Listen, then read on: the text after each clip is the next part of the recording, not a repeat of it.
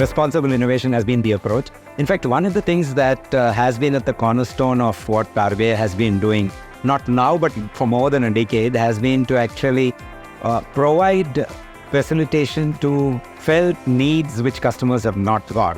And that is what is being actually backed by technology. The fintechs are actually able to do it. If you look at it, every innovation that has happened in the fintech space is actually based on a felt need which somebody has felt, somebody couldn't provide it, and therefore they could do it. So innovation is there everywhere.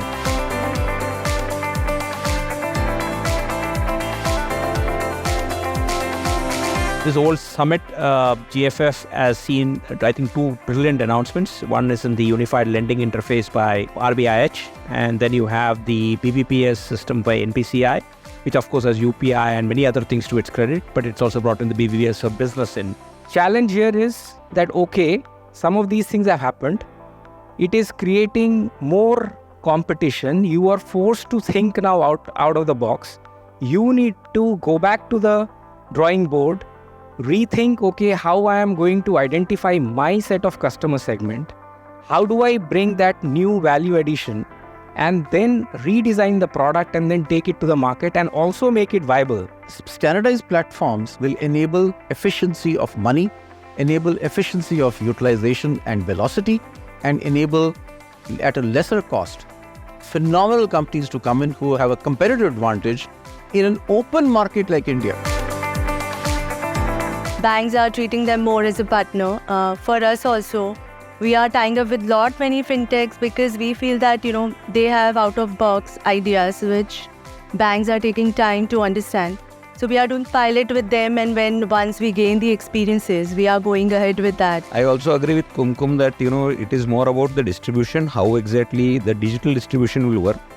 Probably banks are yet to learn the digital distribution because they come from a very different thought process.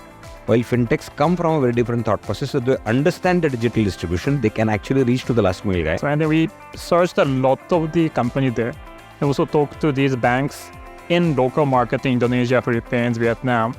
Everybody said actually they are not looking for the solutions in that regions. They're actually looking for the solutions in India. And then they import these solutions into these regions. And actually, obviously Ram knows, but we already introduced a couple of clients in these regions, and then they like the Vayana solutions, they start implementing these things. Growth which has happened in the banking industry in the last 4 years, ever since COVID, has been quite significant, right?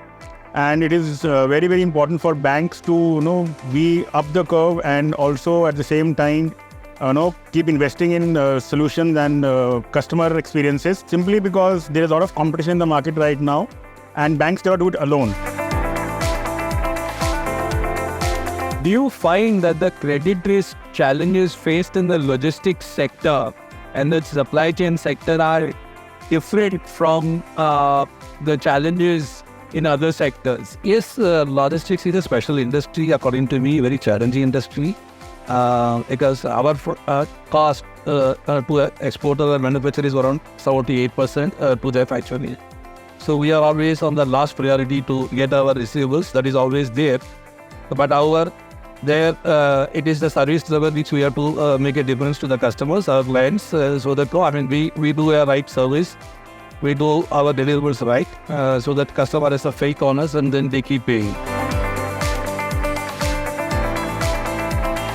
So we started with two basic use cases like unsecured personal loan, and the other product was for MSMEs.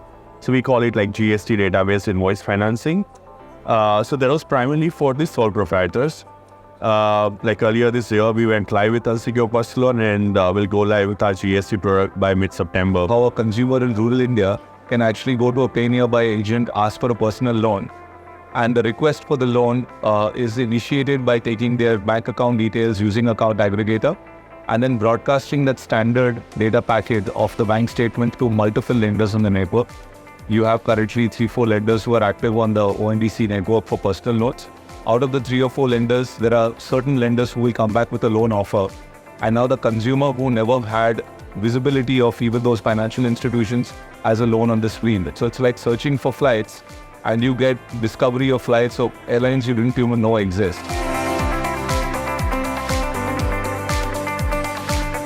today there is a digital footprint of each and every transaction as well. So that also helps banks to derive a lot of comfort on our end use and, seeing the cash flows where they are moving. So I see a lot of opportunities, but still there is a lot to be done. You can see that government is also taking a lot of initiatives towards it, and regulators also.